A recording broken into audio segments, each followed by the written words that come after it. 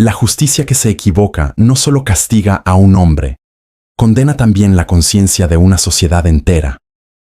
Esta reflexión no se refiere únicamente a una persona ni a un expediente en particular, sino a cualquier ser humano que en cualquier lugar del mundo pueda ser atrapado por un error judicial cuando el sistema que debía protegerlo decide no escuchar todas las voces. El caso que dividió a Ica y sembró dudas en la justicia peruana, un taxista condenado a cadena perpetua entre contradicciones, silencios y una verdad que aún no termina de aclararse. Advertencia. El siguiente contenido aborda un proceso judicial relacionado con una denuncia por violencia sexual contra una menor de edad. El tratamiento es informativo, responsable y basado en hechos conocidos públicamente.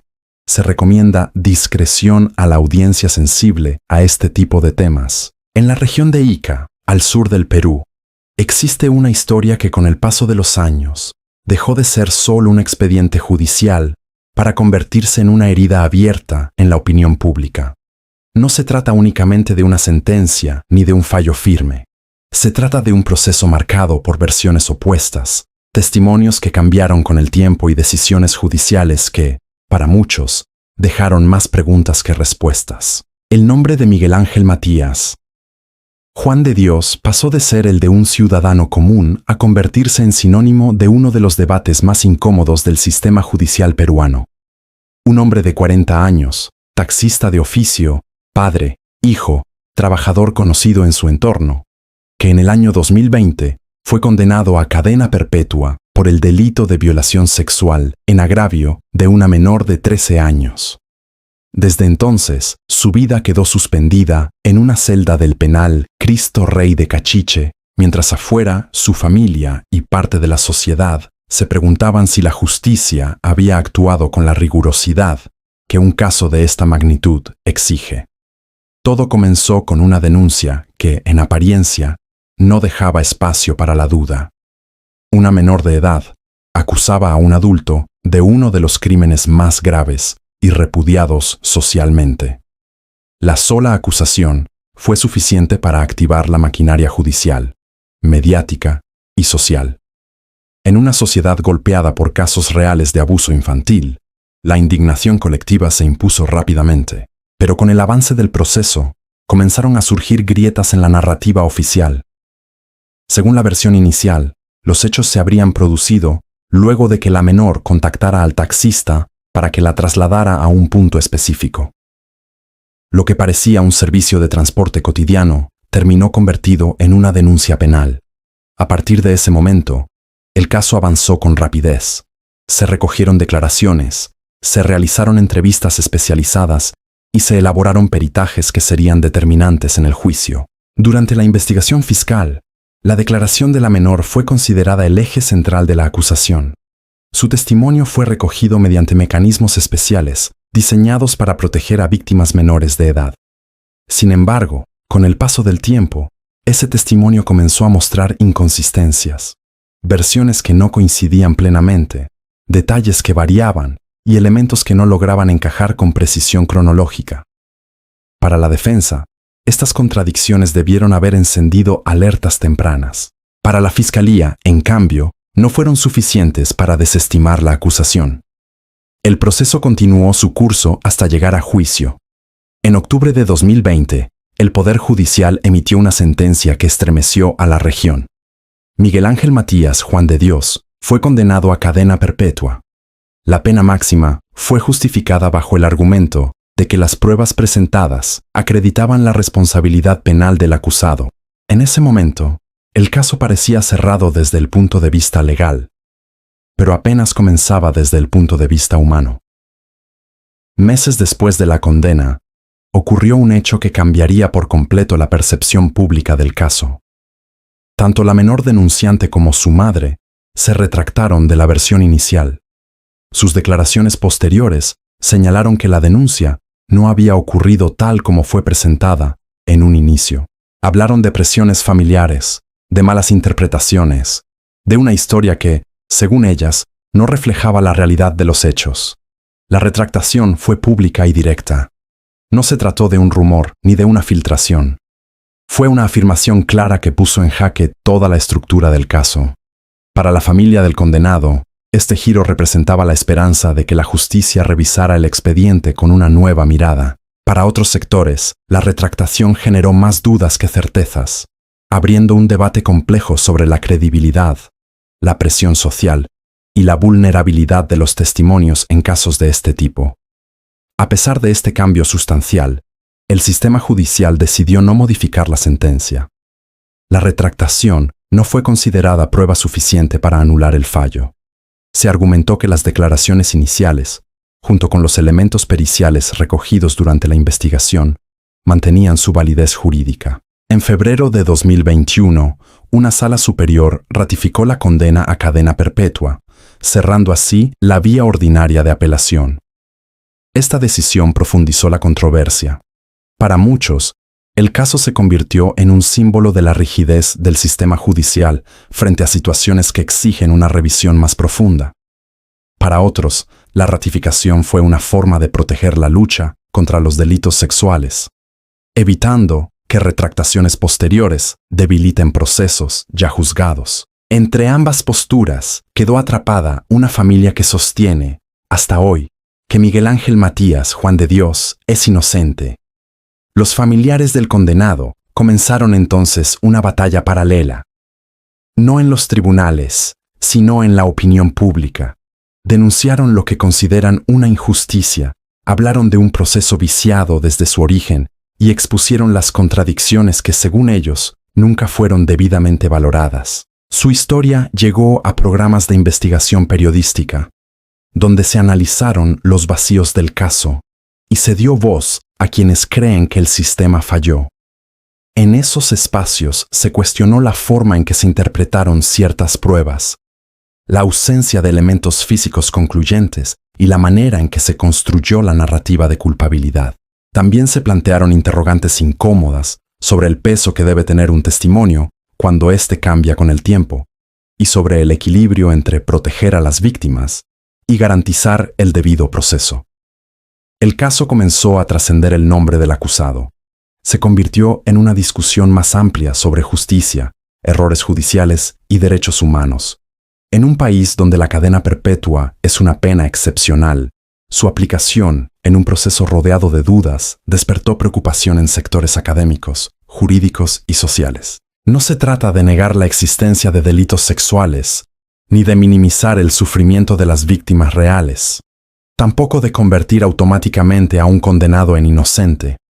Se trata de algo más complejo y más profundo, de preguntarse si el sistema está preparado para corregir sus propios errores cuando aparecen nuevas versiones, o si prefiere sostener una sentencia aun cuando el caso sigue envuelto en incertidumbre.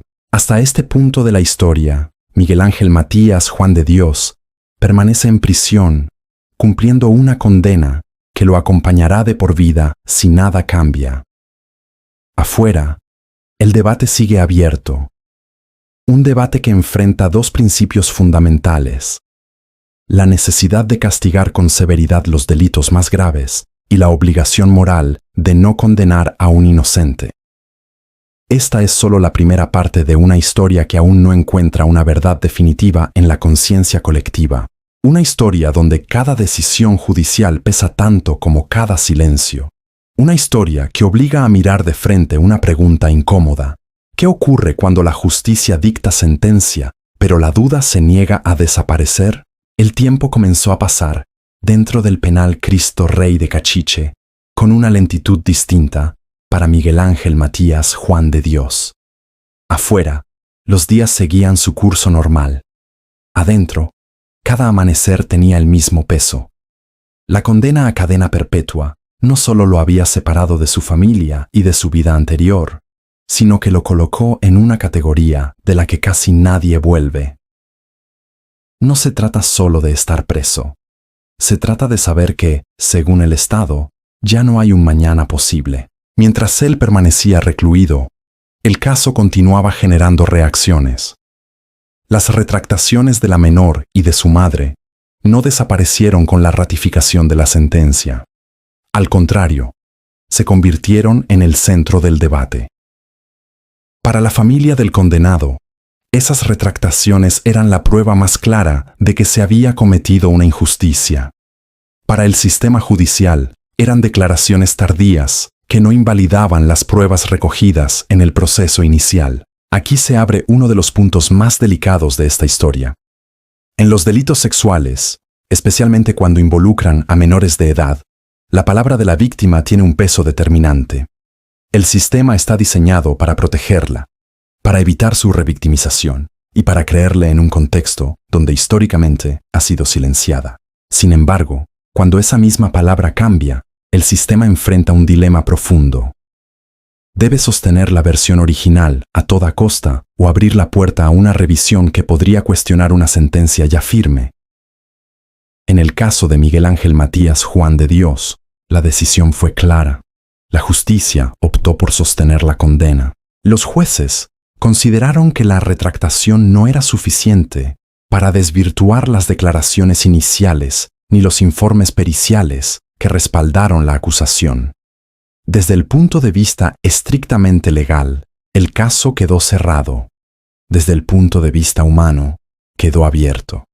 La familia del condenado no dejó de insistir. Madres, hermanos, personas cercanas comenzaron a tocar puertas, denunciaron irregularidades, señalaron vacíos, pidieron que se revaluara el expediente con una mirada más amplia. No buscaban impunidad, decían, buscaban verdad.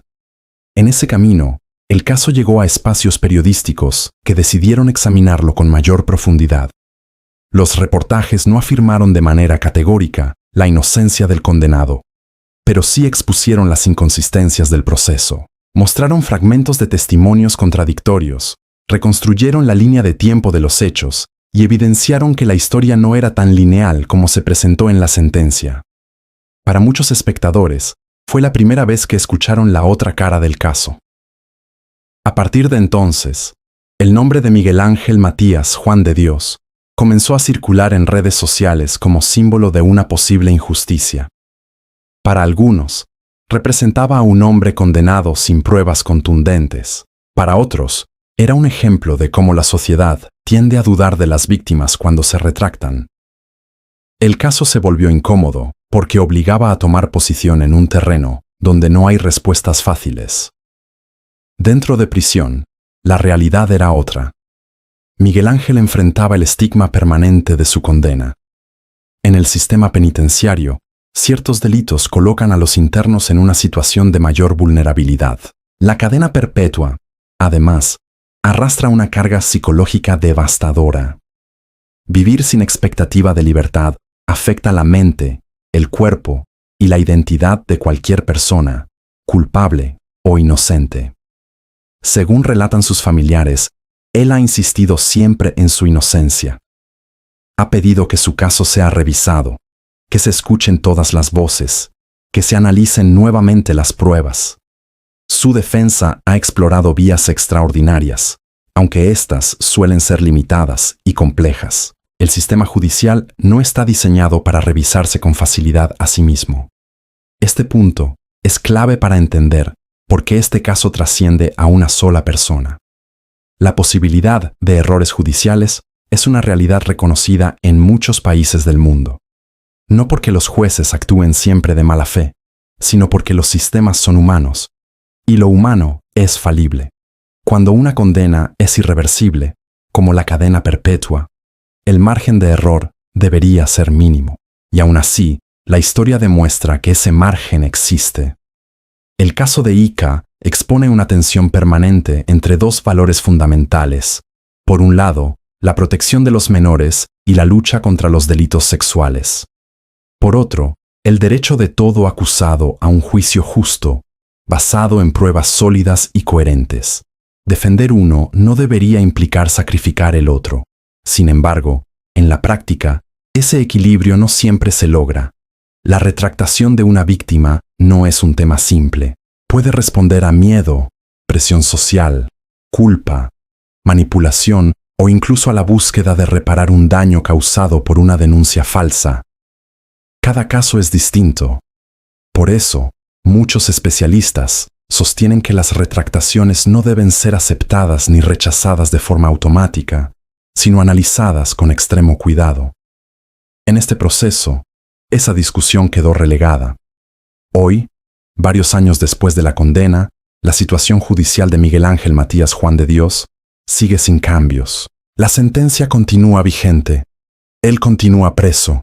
La familia continúa esperando. Y la duda continúa instalada en una parte de la sociedad. Esa duda no absuelve ni condena, pero incomoda. Y a veces, incomodar es el primer paso para cuestionar estructuras que parecen inamovibles. Este documental no pretende dictar una sentencia paralela ni reemplazar a los tribunales. No busca afirmar verdades absolutas. Busca algo distinto y quizás más necesario: invitar a reflexionar. Reflexionar sobre qué tan preparado está un sistema para corregir sus errores. Sobre cuántas vidas pueden quedar atrapadas en expedientes que nunca se vuelven a abrir. Sobre el costo humano de una decisión judicial cuando ya no hay vuelta atrás. La justicia no es solo un conjunto de normas. Es también una promesa social. La promesa de que cada persona será escuchada, de que la verdad será buscada con honestidad y de que la duda razonable no será ignorada cuando está presente.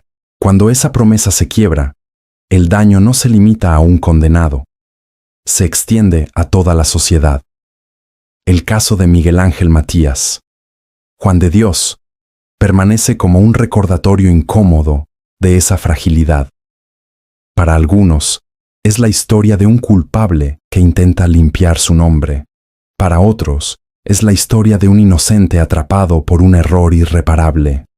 Lo cierto es que, mientras no exista una revisión que despeje todas las dudas, la herida seguirá abierta. Historias como esta nos obligan a mirar más allá del titular y del veredicto.